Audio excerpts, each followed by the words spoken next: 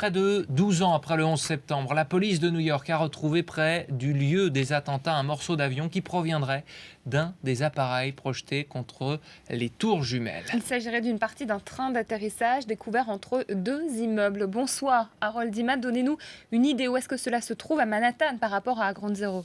Très très près de Ground Zero, qui est dans le sud de Manhattan. Donc vous voyez là le Ground Zero et là 51 Park Place, c'est à peine 300 mètres.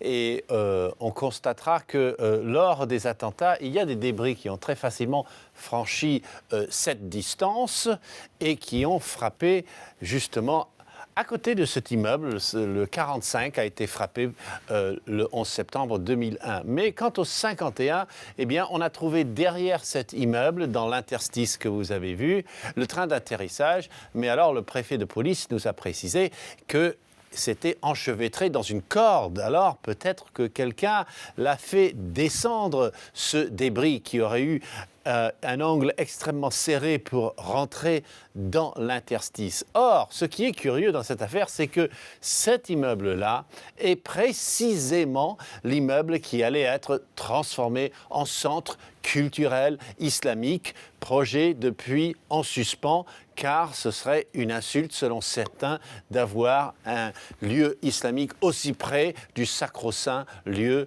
du Ground Zero. Harold, qu'est-ce que les Américains ont fait de tous les débris trouvés depuis le 11 septembre 2001 ? Alors, ces débris, dont nous venons d'en découvrir un autre, ont été transportés pour une large part de Manhattan, ici, à l'autre arrondissement énorme, Staten Island, qui fait 2 fois Paris, sur une décharge qui s'appelle Fresh Kills. Et là, on a trié, on a enlevé les débris humains, évidemment, les gravats, le métal et les objets personnels. Et le métal, on en a fait des choses assez intéressantes.